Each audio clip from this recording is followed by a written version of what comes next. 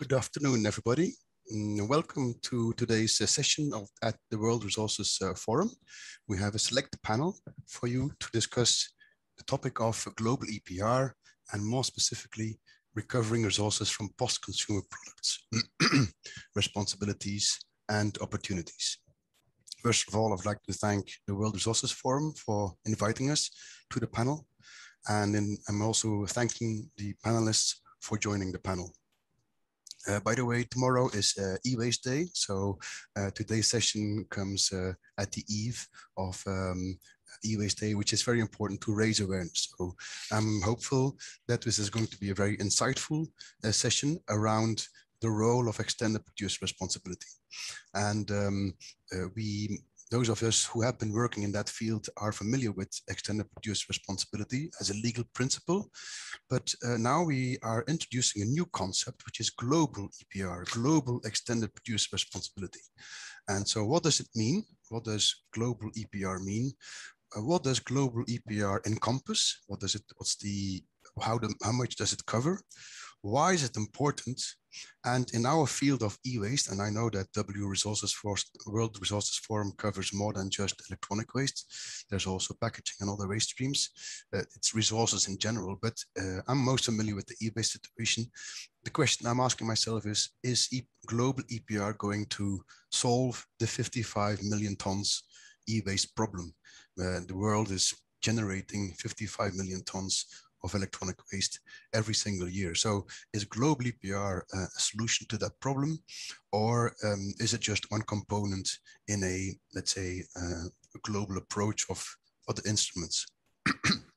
And before I hand over to the panel, I'd like to just say the following. I distinguish between where we are now and where do we want to be. Where we are now, electronics is a global value chain. So however, the EPR legislation is national.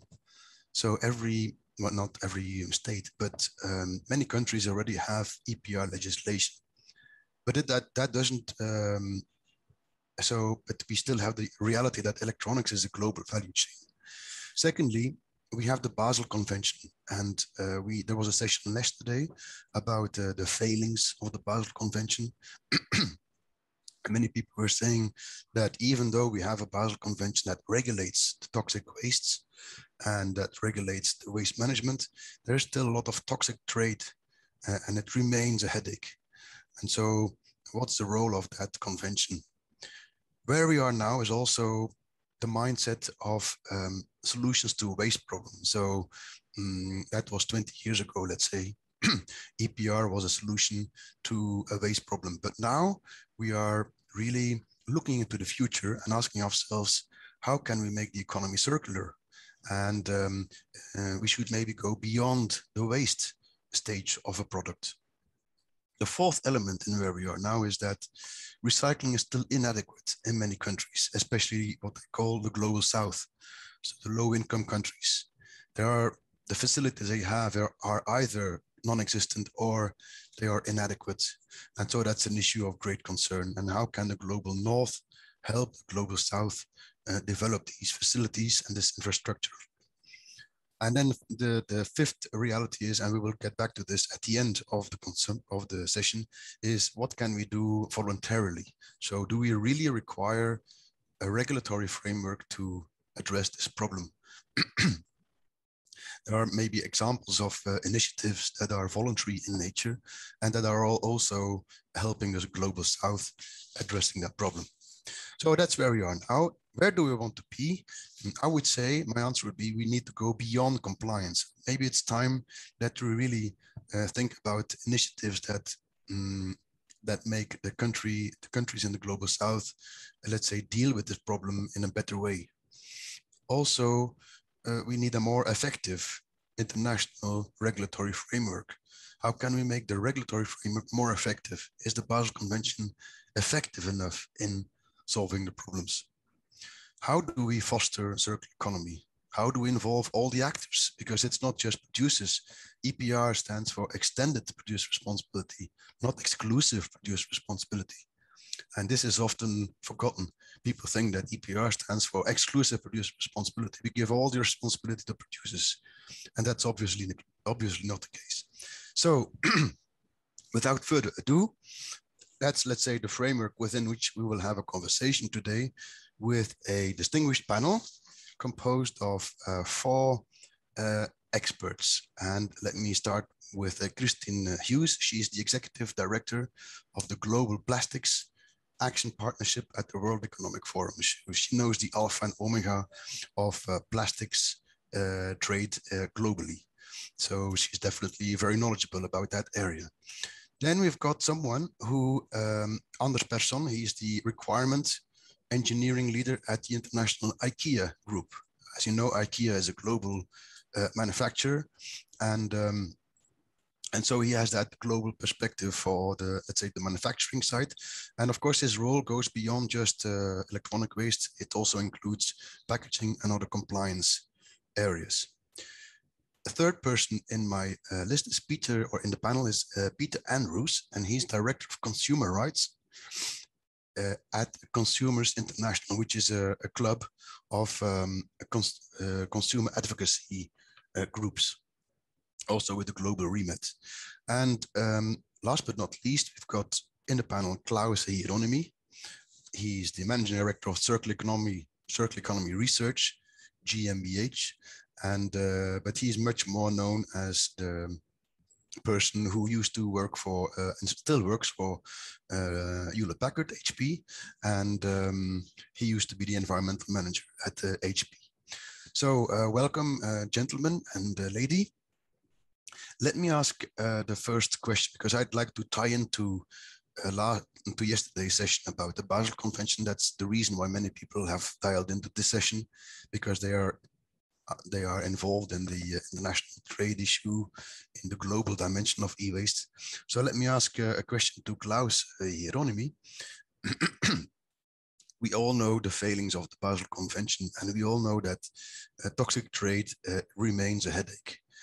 Do you think that this is because there is too little enforcement, or is it the convention itself that needs to be amended? Or do we need a different approach? What's your opinion on this? Thanks, Pascal, for the nice introduction. And the answer to your question is, I think we need all 3. If we go back in the history of the Basel Convention, it was established to provide protection from really hazardous and dangerous waste at that time, which was sludges and really toxic stuff. In the meantime, the waste is a little bit more differentiated, and we have mixtures of all of that. Of course, we still have the real toxic stuff, but we also have, for example, electronic waste, which is maybe not toxic in the first place, but the moment you treat it inappropriately, you can release lots of toxic elements. So I think the Basel Convention need to really look into current streams, need to be modernized, and also needs to take into consideration circular economy. Circular economy in the sense of, hey, secondhand products could be a resource to make new products out of it. And it's a waste, of course, we need to be very careful. However, what I observe is that enforcement is a huge issue across the globe, not only in the south, but also in the north, or wherever it is that, it very often depends on the initiative of an individual customs officer if certain illegal waste shipments are detected. And especially in the area when you have to differentiate between waste and non-waste, secondhand products and all of that. So I think the answer is to go back to my original statement. We need all 3. We need a reformation of the Basel Convention towards the new challenges. We also need more enforcement in this field of transporter shipments. Thank you, Klaus. So a modernization of the current convention and also better enforcement. Do you agree with this statement, Kristine? So with your background as the, let's say, the leader of the Global Plastic Action Partnership, do you think, for example, we would also need a global treaty on plastics, or have you got experience to share with us? Yes, thank you so much. I really appreciate the question and the opportunity to be here today. It's a fascinating point that Klaus raises around the reformation for the Basel Convention. As people will recall, it really was brought into place to create a higher transparency in and increased regulation around the way that transboundary movement of plastic was utilized, and therefore making it safer for human health and for the environment. And I think then, to his point around, if we can enforce that better and maybe reform it in a way that then is more beneficial to all parties, we can actually see perhaps some importation of plastic waste where it is beneficial, but also the reduction of where it is not. When we talk about a global treaty on plastics, this is quite a topic that we're seeing around many conversations. And similarly, I think to the point you raised on EPR and the opening remarks, it's great to have the conversation on a treaty. I think it will create greater demand for engagement on the ground in countries, similarly to the same way that Paris has allowed us to set very specific targets, and then we as companies or governments can then work strategically to try to address those targets. So it's nice if we think about the treaty, but also then, of course, the devil is in the details. So how can we ensure that the treaty actually sets out the specific goals that we're aiming to achieve, a specific target that everyone can agree to, and then hopefully then governments, countries, and others, companies and others can then align themselves behind that and specifically try to get that race to those, to meet those. And so I think it sort of ties in very well to what Klaus was saying around the need for enforcement. Okay, we can say we need a global treaty, but what are the specifics that we would look to shape within it? So, Kristine, you mentioned that you mentioned targets. So, educate me. What type of targets can we think about? And also, as a corollary, how politically feasible is it to agree on global targets in such a context? Well, it is. It's a difficult conversation. It's always difficult to find a way to get global targets aligned. And even when we're talking about a global EPR, right? Because you could say EPR is very good in some countries, but not so good in others. And so whilst a company may not like that patchwork approach, they would certainly not like to see the race to the bottom where we then implement globally a not so positive scheme. So how can we ensure that whatever these targets are in the global treaty are feasible, reachable, and frankly, even scalable across the board. So when you ask about those targets, we at the Global Plastic Action Partnership have teamed up with Pew Charitable Trusts and Systemic, who launched a year and a half ago, Breaking the Plastic Wave, which was an analytic model that helps governments to understand the plastic waste flows in their countries, and then they know the steps they can take to address it. And similarly, as we've seen with the Paris Accord, once we had a target in place, then governments could understand and take that measurement to know, where am I today and where do I need to get to tomorrow? And then I can set a roadmap to get there. And the same thing could be achieved, we believe, through a plastics treaty. So if we had a global treaty on plastics that set some of those specific targets on waste reduction, infrastructure engagement, and you could set it throughout the entire supply chain for plastics, we hope that collectively then we could see a massive reduction in plastic waste and pollution. Thank you very much, Kristine. That's very insightful, waste reduction. And also, I fully agree, we need to monitor the flows. That's one, in my opinion, step number one in understanding what's going on. So I'd like to ask Anders Persson from Ikea. Do you agree with this analysis, or is there something you would highlight in addition to what you said? No, as the representative of the global retailer and manufacturer of furniture, I think that from our perspective, we welcome any and all harmonization that enables us to apply the same rules to all the different markets we're in. What I wanted to add was that a reasonable minimum level is really important, but together with strong incentives for different companies and different markets to do better. I think is key, because otherwise I think the lowest common denominator will eventually be the norm, and I don't think that'll be sufficient for the problems that we're facing. So give me an example of an incentive to do better. Well, I think that having a consumer awareness of participating and having adequate consumer awareness will be a unique selling point for companies like ours and other companies who do spend time, resources, and money on not just being not just the words, but the actual feet on the ground type of action. And I think having a recognized way of showing that at the point of purchase, allowing the consumer to make informed decisions. A lot of what's going on in France right now is still quite messy with the legislation there, but the whole point, the spirit of it is that the consumer should be allowed and enabled to make the most sustainable decisions at the point of purchase. And that sort of thing I think would be helpful. Okay, thank you. You mentioned the consumer's role, which brings me to the fourth panelist, Peter Andrews, because he is in an organization called Consumers International. And I would like to ask him, do you like what you're hearing? So the suggestions made by your previous panelists, do you agree? And from the point of view of consumer, of course, I mean, so, or is there anything that you say, well, this is not going as I would hope that it is going? Is there something that remains to be further developed?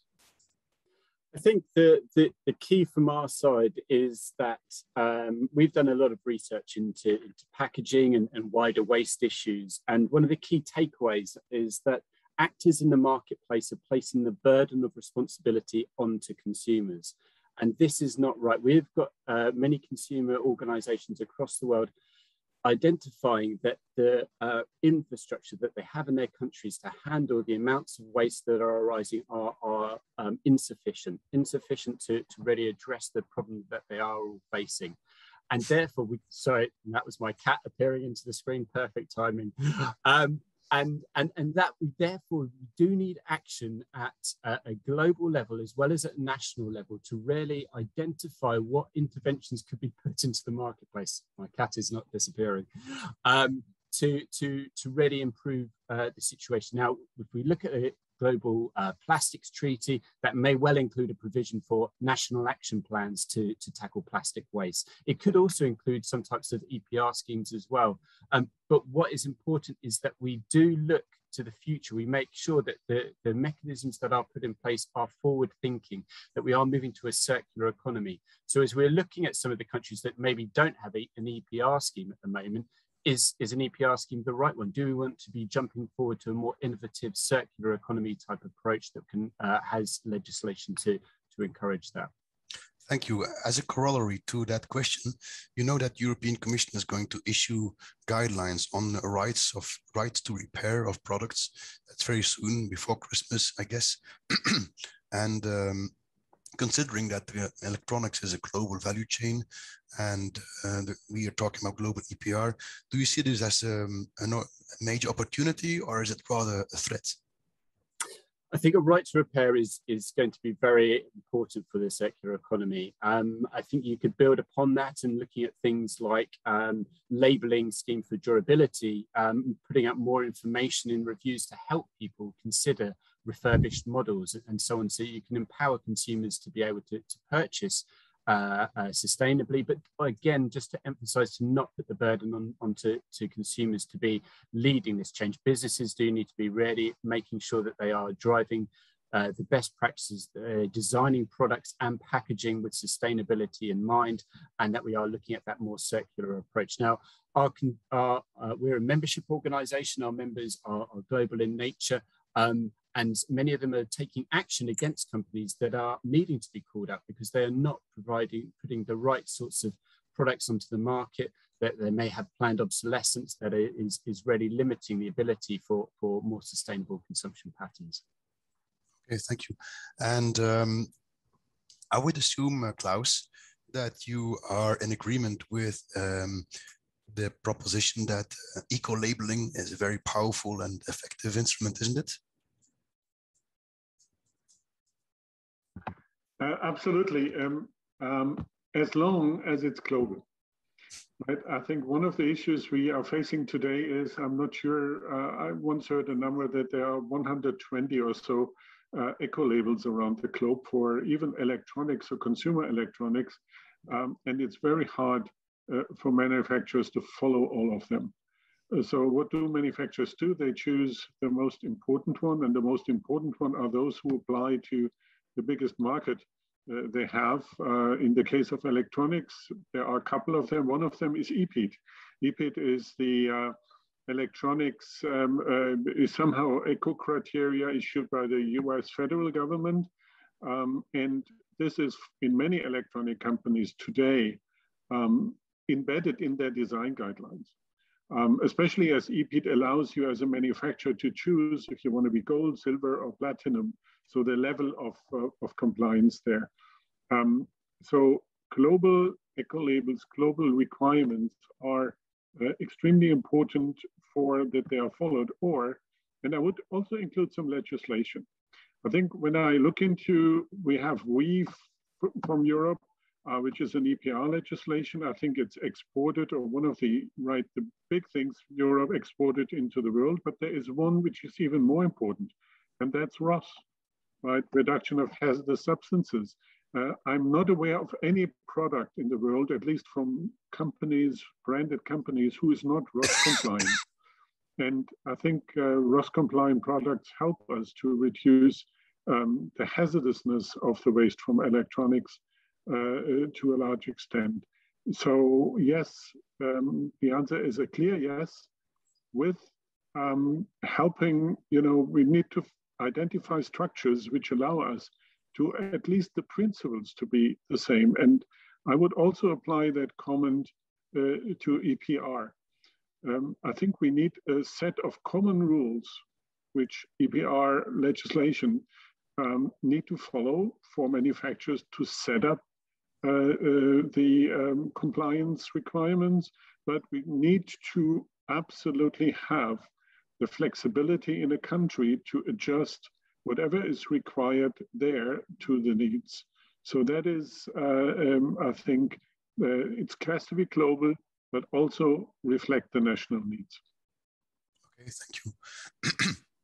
But another question I'm asking myself is, what do we actually do in a situation where, actually, which is very real, where countries in the world do not have the infrastructure and the capacity? For example, we have a question in the chat box from Kristine Hughes, who used to work for a plastics recycling company, and says, the plastics recycling capabilities in the world are largely inadequate to get to the recycling targets. What kind of stimulating measures can we think of to make sure that this changes and that investors are willing to put more money in this recycling industry? So that's a question for you, Klaus, and for Kristine, please. Kristine, you first. Ladies first. No, I can do it too. Sorry for that. I think there are two reasons. Number one is when you take EPR as a principle, it very clearly puts the financing of wastes into the hand of the manufacturers. And I think this is clearly a way in countries where you don't have a waste infrastructure today which is adequate. And waste infrastructure contains or is including collection, but also recycling. So the moment you make manufacturers responsible and put this responsibility in an appropriate framework so that it applies to all and not just to those who are, usually compliant, then, you have enough financing there. And when there is financing, you will find companies from around the world who are going to open a recycling facility down there. It's easy as that. I'll build on that. Thank you very much, Klaus, and for the question as well, Chris.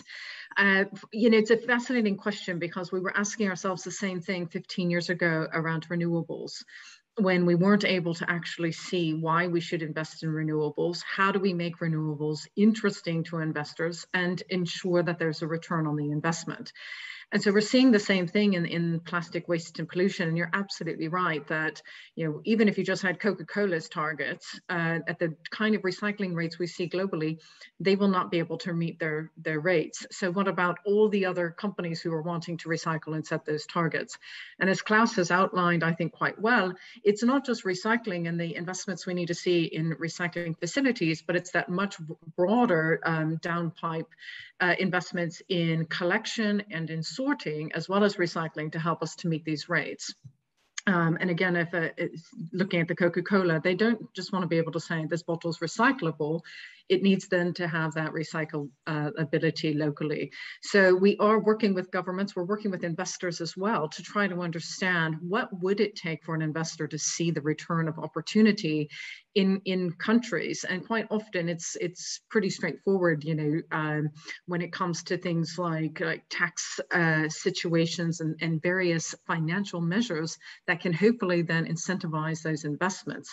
So we're trying to work with governments to help them understand that what those infrastructure needs could look like, what it would cost, and then hopefully also attract some investments into these countries. And again, I know it's not going to be a short-term move. We're looking at many years ahead, but nevertheless trying to get some initial investments into place in the shorter term to support that. Yeah, thank you. I think that's a very smart idea, because we have it in the e-waste area as well. In the European Union, they call it a knowledge base. So it's important to, let's say, allow investors to make proper investment decisions. So you have to have the data and the insights and the intelligence that allow investors to make proper decisions. I fully agree with this. But Kristine, there is another question in the box. I don't know if you have had a chance to read it. And it's about the single-use plastic ban, and whether you believe what type of approach you would prefer. Yeah, again, it's a really interesting question, because I was, you know, reading through, do we think we should just ban them completely? Well, we've seen that bans in, say, Kenya don't really work, because then the plastic bags are smuggled across the line from Uganda and other countries. So how can we actually address the issue of plastic without bans? I appreciate the opportunity there of a very expensive levy. Again, I think I worry ever so slightly that still may lead us to some sort of a black market for plastic bags, and I'd rather see us address more that holistic need for recycling these items. And again, I agree that the more we can reduce our use of these, the better off we'll be. So we have to look at that total oversight. It's not just how do we recycle, sort, collect, but also what are the upstream capabilities? How do we reduce our reliance on these plastics? So it's a great question, and I'm sorry my answer isn't totally direct, but I do think that we have to weigh out those pros and cons when it comes to bans, and whether bans are actually going to get us to the place we want to be, or the levy. I think the levy is an interesting idea, but certainly something, as we're looking at all of these solutions, it's more how upstream can we create some innovations that don't require plastic bags in the long term, and other similar sort of softer plastics. Do you agree, Peter Andrews, with this analysis from your point of view as Consumer International? Which approach do you think is more preferable?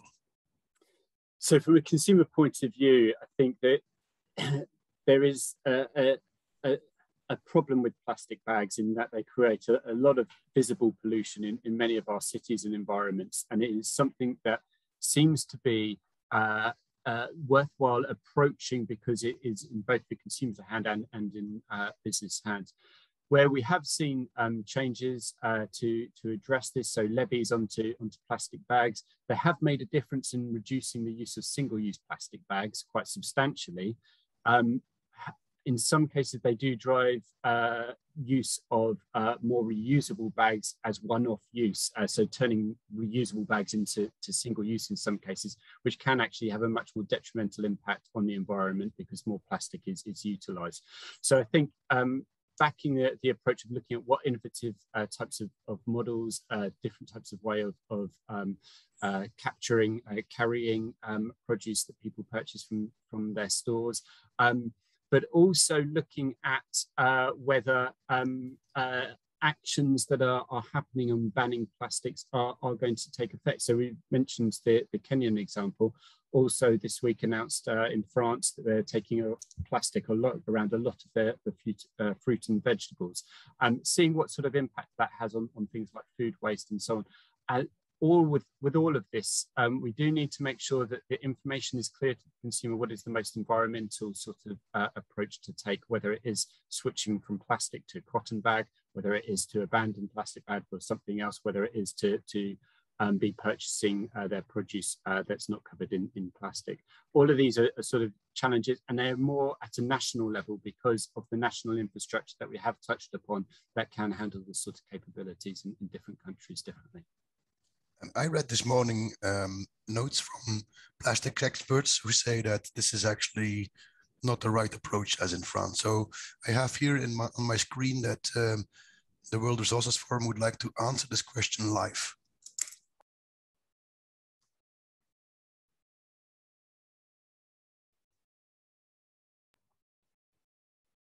Is that a question on to me or?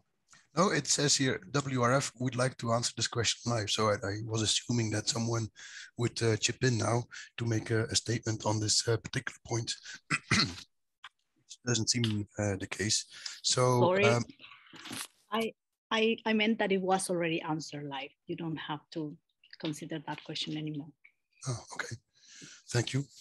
So have you anything to add to this point, Anders Persson, from your perspective? Does it have you got strong views on this? Well, we've ceased using single-use plastic bags, and we're on our way to eliminating plastic packaging altogether as much as we can. There are obviously applications where it is the better choice because we do sell food as well. But as far as home furnishings, I think we have a realistic goal of eliminating plastic packaging probably within the next 2 or 3 years or so. But I think for me personally, I think plastics is the one, it's sort of the one fraction of garbage that's in the media focus right now. So a lot of discussions and a lot of things seem to be talking about plastics and not so much about what the impact would be of eliminating in certain applications. And that's our reality. We have a limited attention span of the general public, and the pictures of floating plastics in the Pacific Ocean and stuff like that it sends a powerful message. So I understand that this is why, but I think we need to keep that in perspective as well. Yes.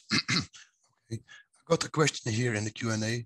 I personally struggle to find out what the question is, but maybe some of you do understand it. So that person, Guada Mogni, says that there's a lot of e-waste being traded, and there's still a lot of problems around. And then she says, although developing countries are paid for receiving this waste, however, the PHH reflects that all polluted activities are carried out at the developing countries. I don't know, Klaus, would you like to comment on this if you understand the question? So I'm not sure if I understand the question 100%, but I think we need to recognize that we have a lack of proper waste treatment facilities for electronic waste. And again, I hate the word South, but in many countries in the world. And it is the question is, how do we ensure or how do we move technology and investment over there? And as I said, there is one way is to establish an extended producer responsibility scheme there, which will at least pay for the initial investments. And we had the question about how can we move or how can we contribute to investments. Investment, I think, is something where you need some initial investments, and then you need ongoing financing. And both of them has to be positive. And which, again, an extended producer responsibility scheme can provide. However, we also need to see the role of a government. I would like to mention an example from a country, I don't name it now, where a recycler established a recycling facility, and his target has been first to get e-waste out of the second-hand or the used products, the retired products from the government, which are auctioned on a periodical basis. However, he didn't win any of those auctions because other people paid much more than him. And he found out that those other people were just taking out the good things, the cherries, and discarded the rest in an improper way. But as he has proper recycling, everything according to standards, he couldn't compete with them. So he approached the government and said, please allow to those auctions only people who are certified recyclers. And the government didn't react. So what did he do? He dropped out of the country, right? And that is something we need to ensure, governments need to ensure that there is, is a level play field between those who play fair and try to exclude those who don't play fair. And this applies to recyclers, this applies to collection schemes, and it also applies to producers. Absolutely. I agree. Level playing field is absolutely critical. So, Anders, what would you like to add? I would only to that point, I would like to add the fact that the extended producer responsibility should extend all the way. And I think that the consumer awareness of that is important in this case. If we can agree that electronics has a global supply chain, then there's no reason why that global supply chain couldn't utilize that competence to also extend it beyond, like once the electronics become waste. You know, and then we see this all the time in our world. We have a global supply chain as well, and there's no reason why we can't apply all that knowledge and know-how to extend beyond the end of life of our products. So that would be my contribution to that, and I totally agree with Klaus. We need the governments to level the playing field and to eliminate free riders. Simple as that. Okay, and let me add another question, Anders, to put it into perspective, going away from this aspect. If you think about global EPR, could it also mean, for example, that the volume of e-waste or any type of waste that you collect in other countries, in the global south, for example, that this can count towards meeting your targets in EPR countries, let's say in the global north, in the European Union?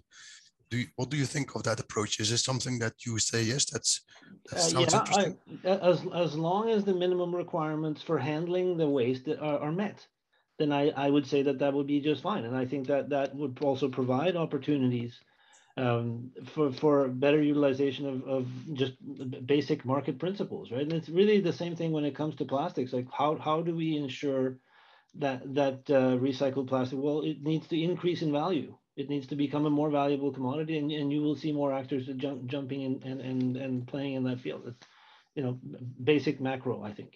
Yeah, thank you. Do you agree, Klaus? Yes, if the if comes here, you know, I think you have to set the targets right. And the question is, you know, where do you set the target? So if you take a company who is located in France, or whose headquarters is in France, should take, and they are collecting waste in whatever, Ghana or in somewhere in the southern seas, you know, can they count against the target set in France or in Germany or the UK? And how do you set the targets for this company? So I think the principal idea is great. We should look into that. And we need to discuss the details because, as always, the devil will be in the detail here. And we have to avoid that companies who want to play fall are not using that as an escape door. And as an add-on, could the financial contributions that the EPR organizations collect, could they be used partly to finance e-waste processing in third countries? Do you think that's a viable approach? Again, the question is, you know, what country, right? And again, I'm going back to my example. So should then the French organizations pay for the waste in in New Zealand? No, sorry, not New Zealand, but Fiji or so. So, you know, how do you distribute the burden? And, you know, within companies, your country organizations are competing. right? So how do you move that is a challenge. In principle, yes, but again, sorry to say that again, devil is in the detail. Yes, absolutely, yes. So, Kristine, there was a question about plastics and it disappeared. I don't know, would you like to comment on it? Yeah, happy to do so. I actually answered it in the chat box. That's why it disappeared. But it was an interesting, I mean, the question was really around medical waste as well. And so how do we address medical plastic waste, which is a growing concern with the need of PPE. And we all see discarded masks these days in the environment, I'm sure, as well. I think the pandemic has also shown us and taught us that plastic actually is an important material for us. And what we're really needing to do is shift our relationship with the after use of plastics. I mean, don't get me wrong, as we were talking about the plastic bag ban, changing behavior, reducing the plastic altogether is absolutely also critical. But for certain elements, especially in the medical facilities, you need plastic, and we also see a critical need for single-use plastic to ensure that items are clean or safe for use and that sort of thing. So I think the question that was asked in the chat box is very much around, well, what do we do about this, and can we encourage a reduction of waste in the medical space? And would absolutely like to see that, because again, we recognize that in medical space, a lot of the single-use plastic is very necessary. But what I'd like to incentivize us to do is to increase the recyclability of even that kind of plastic that you see in the medical space as well. Thank you, Kristine. Klaus, you have indicated that you want to answer a written question. Yes, and the question is about critical raw materials and what manufacturers can do there. I think we need to really look into these critical minerals from the following perspective. If you take a laptop or a PC, which was produced in the year 2000, and compared with one produced today, you may find 2% of the gold, which was used 20 years ago, more than 20 years ago. So the companies have reduced dramatically the use of critical raw materials in these products. Some of that because of technology. So hard disk drives, they have quite some, rare earths in the magnets. The only magnets in a modern laptop are in the loudspeaker, very small. And they are so small to an extent that it's technically very difficult to recover them, right? There are tests, and I think we can do more there, but we need to see that those critical raw materials have been reduced very much based on the high cost they had, right? If you reduce the gold content of a laptop by 20%, when the gold costs whatever, $400 per ounce, like 20 years ago, you might not get a lot of attention. But when the gold price is reaching $2,000, like recently, there are lots of elements in there reducing those materials. So I think we are, in many of the electronic products, reaching a stage where we have technology problems to recover, for example, rare earth metals. Isn't that all the more a reason why we really need to focus on this thing? Because you mentioned gold, but there's not just gold. There's a whole series of rare earth elements, for example, which we need for the new decarbonized economy, and so which means wind turbines and solar panels and so on. But these rare earth elements, 98% of them are supplied by China, for example. So don't you think that producers underestimate the challenge of recovering the critical raw materials? I'm not sure, producers underestimate it. I was just saying is that the technology to get the materials out of the e-waste, at least of current products, I'm not sure if I know everything, but I'm not seeing a huge, really a technology who recovers all of that, because some people call them spice materials. So you use it like a spice. Regarding the dependency on China, the global electronics industry depends on China anyway. Not so much on the rare earths and other critical materials directly, because within China, they are used to produce the components, right? The dependency on rare earth metals of any of the big electronic producers is almost zero. They are depending on the components where these rare earth metals are used, and most of those components are made in China. So I don't want to elaborate further on that, but you know, yes, we need more of those materials. They are all, for me, the China is not so much the issue, it's much more that mining and extracting these minerals cause huge environmental, or can cause huge environmental problems. So we should really have a focus on it. But, you know, really getting out micrograms of these rare earth metals out of a laptop is a challenge. Thank you, Klaus. What is it you would like to raise, Peter, for the discussion?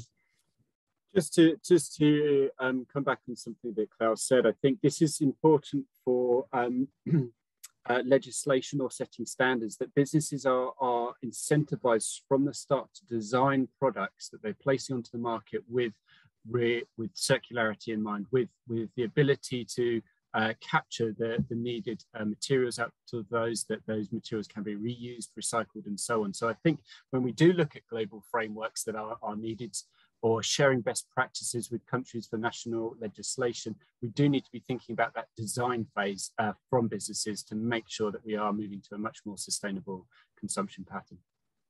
Okay, thank you.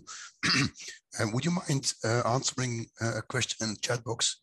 It says, could the global plastics treaty models around the climate, carbon credits, unlock financing for circular plastics globally? Is that to me, I imagine? I'd like to say yes, because actually what we're seeing again with the Paris Accord is when we set specific targets on climate and climate change, then governments then immediately were incentivized both to create a baseline and to understand where they were in the process, and then to start the target and understand what the target is, and then to create a roadmap to try to reach those targets.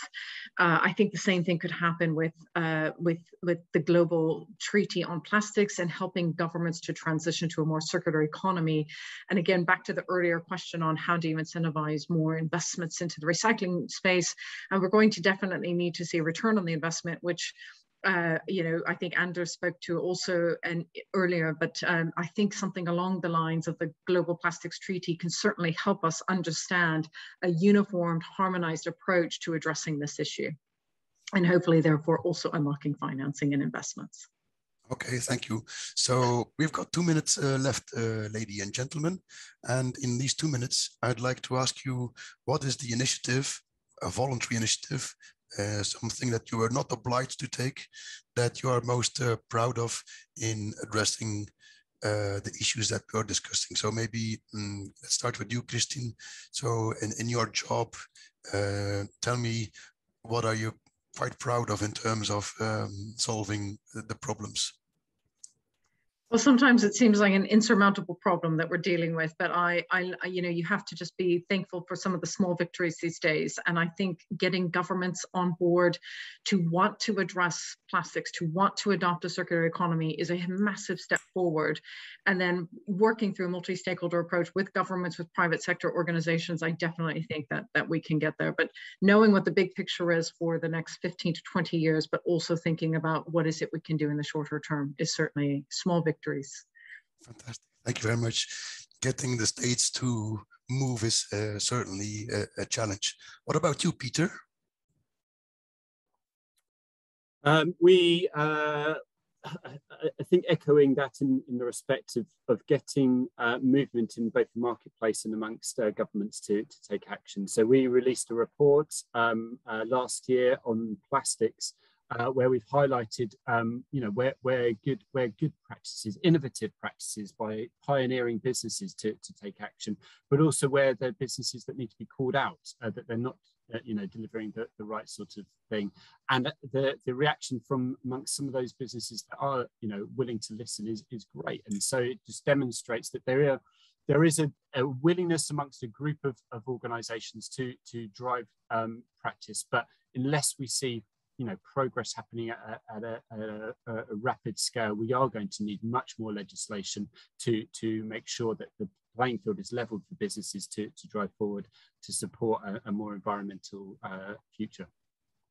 Thank you, Peter. Anders?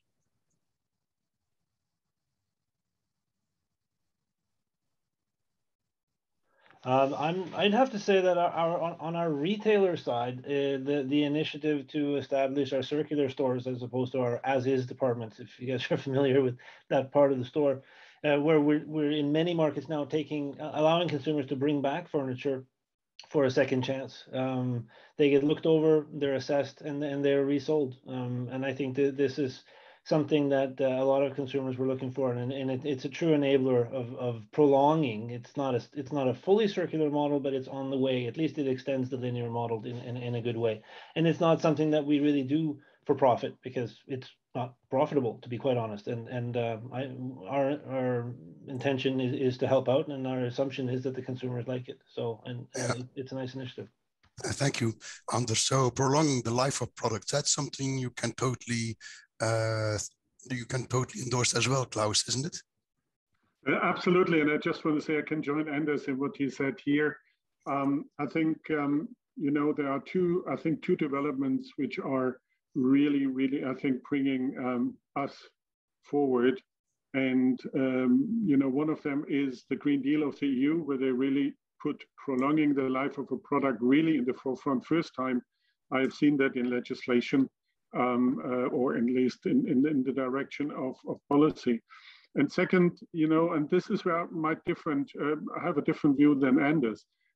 I think we need to help companies to understand and to develop business models to make that profitable, right? Companies are there to make a profit very clearly. And we need to help them to develop business models where they can make money out of prolonging the life of products, right? And that includes design, everything. And that requires a mind shift. And what I see right now is that, at least in the electronics industry, there are some companies who have understood the message and are really trying to develop business models which includes a massive sale of second-hand products. Thank you very much, Klaus. Which brings me to the end of the session. All this requires a mind shift, as Klaus clearly said. So I now hand over to the World Resources Forum. Thank you very much, panel, for this very insightful discussion. Klaus, Anders, Peter, and Kristine.